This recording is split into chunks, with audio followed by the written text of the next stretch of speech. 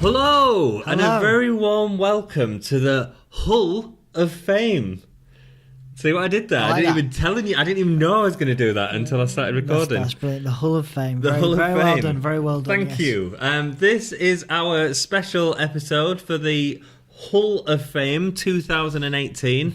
So we're actually filming this in January because Dom's been away in America for a while. I hope the content's been good. I have no idea what the content's going to have been, but I hope it's been good.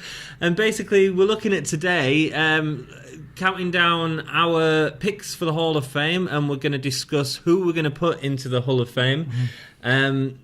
Based on 3 male wrestlers, 1 tag team, and 1 female. These have to be from the pay-per-views that we've watched on the channel and reviewed on the channel, and this is going up to Royal Rumble 1993. So any guys from that time, doesn't matter if they're in the Hall of Fame or not, and we'll start from there. So I think we'll go with a female first, because I'm pretty sure we'll have the same female. You pick. My pick for the 2018 Hull of Fame is Sensational Sherry.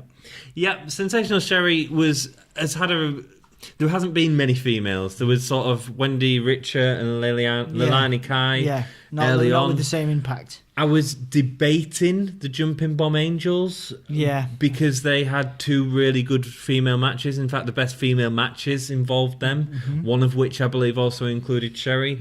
But Sherry's been the most notable. Rockin' Robin was in it for a little bit, but didn't do much for me. Sensational Sherry in a managerial role has been fantastic. Invaluable for all the people she's worked with. Yes, absolutely. So we both agree. That was easy. All right. Let's get into a fight. The tag team.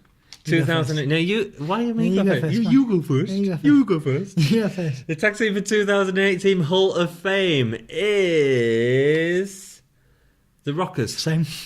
You picked the Rockers, yeah. Why did you pick the Rockers? Brilliant, really exciting. And I would have put I was tempted to put Marty Jannetty in one of my singles wrestlers. Oh, interesting. He was definitely the better rocker until they broke up. When they broke up, you could see Michaels was the better guy. Yep. But in the tag team context, Marty Jannetty was solid.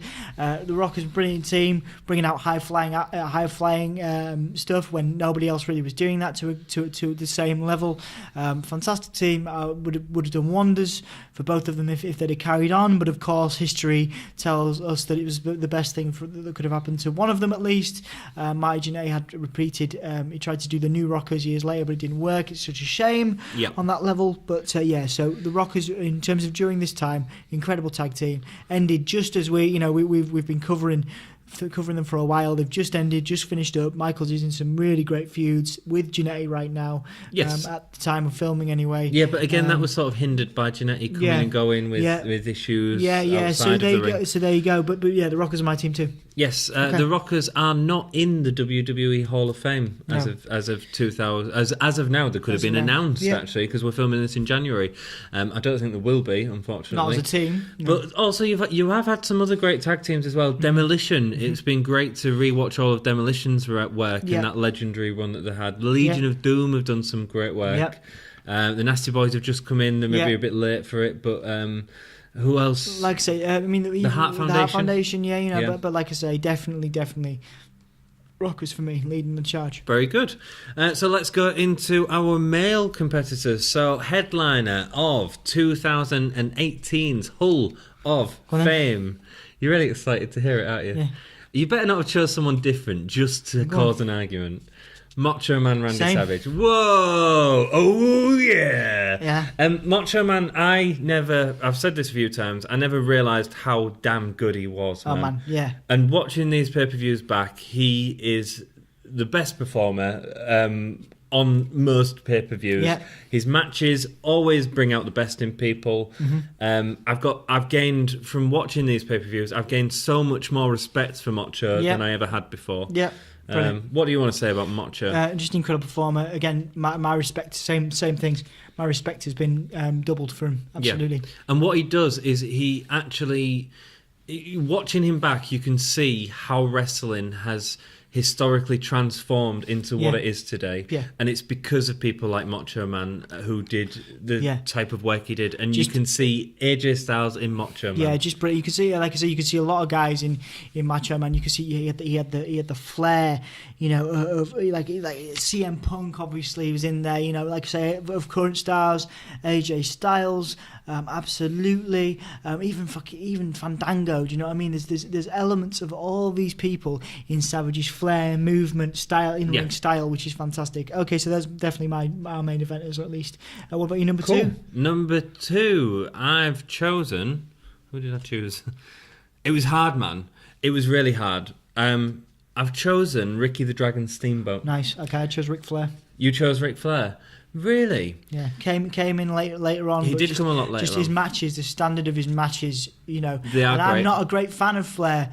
In general, like there are brilliant talents out there that, in terms of my wrestling tastes, that I would put, but certainly for this era and given his past, I would have put Flair in there over Steamboat. But that's just me. I can totally see why you put Steamboat in there. The reason I put Steamboat in is because I think within the WWE, he's brought out some of the best in people. Like, until Jake the Snake met Macho at this Tuesday in Texas, I thought Jake the Snake's best match was at the big event when he faced Steamboat. Yep. I think he always brought out the best in people, and that's why I had him on the list. So let's just leave that for a second, because there are other people we could maybe agree on, but we'll have a chat. Okay. The last person that I wrote down is Ravishing Rick Rude. I put Roddy Piper. Roddy Piper. I'm not a massive fan of Piper. As an all-rounder, he entertained me. And Yeah. at this time in wrestling, I wasn't very entertained by a lot of things. No, okay.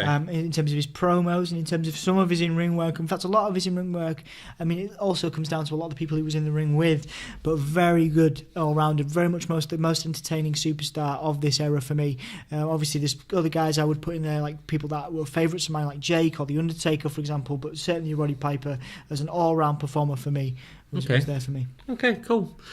So other names that I thought of which could potentially be in that we'd need to discuss would be Jesse Ventura and Bobby Heenan, who were outstanding. As commentary, yeah. And Jesse's not going to be able to. Jesse won't be legible next time we do this, which will be in a year's time from now, because he didn't come back, did he? For any long stint. Other people that we could mention. Like I Put a few names. You got your into the Taker, hat. you got your Jake, Bret Hart, of course. But again, it's all about longevity and long term. Now, Flair only gets my vote because he was that good, and he made everybody look that good. He made people that had been in the WWE for 5 years or 4 years previous look exceptional in the ring with him. But it was such a short time. But you're right, he did make such an impact in such a short time. And it's such a pain because he's so full of himself as a performer, and he's so full of himself in real life too. But that's what you get. But that's it. That's the thing. It annoys me because he is so full of himself, but at the end of the day, he is as a I guess we're journalists of sorts. We're reporting on this stuff. We're looking at this stuff, from an objective viewpoint, and he gets my number two just because he brought the best out in everybody. Flair and Styles match. Flair at this time, Styles now would have been next level. All right, it probably happened in TNA. Actually, I should probably look for that. I'll let you have Flair. Okay, cool. You can have Flair. Okay, cool. You're not having Piper. All right, now I'll let you have. Ravishing Rick Rude. Really? Would you go for Ravishing Rick Rude? I can understand that. I think it was just entertainment. Yeah, man. you were right. So you went for him the same reason I went for Piper. I in understand. many respects. You can have. You give me Flair. You can have Steam. You can have Rude. Well, that's our 2018 Hall of Fame. Yeah, Let us know if you agree or disagree. It'd be great to know your guys' comments. Yeah. We'll sort of ask you for over Facebook and Twitter, so please join in the chat with us. WrestleMania is probably happening tomorrow night. Yeah. What events are in WrestleMania? Predict that in January. Wow, yeah, there you go. God. You don't know, do you? No, I'm actually asking you. Yeah. Don't know, man. I don't know. Reigns is beating Brock tomorrow night. Well, there you go, yeah. What else is happening?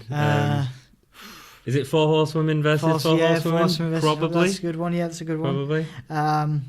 Styles and Nakamura. Styles and Did Nakamura. Nakamura win the Royal Rumble? Styles and Nakamura could be good. Strowman. I don't know. I'm trying to think. What could Strowman and Joe, man, would be good. Strowman and Joe would be good. Yeah. Strowman and Balor would be good. Anyway, Taker and Kane as a tag team is rumored. Taker and Cena. Taker and Cena could be good. Yeah. So whatever event is happening tomorrow in the future. See. Normally we do reviews of the past, not of 4 months in the future. Well, there you go. There we go. Fingers crossed. Fingers crossed for a good Mania. Hell yeah, man. I bet Gargano and Ciampa could be on that card as well by that time. Maybe it's possible. There's loads of. You just don't know.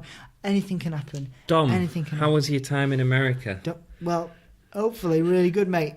Good. Are you flying over soon to come and film more with us? Yeah. No longer do we have to put out episodes of just me sat in a room crying. There you go. Awesome.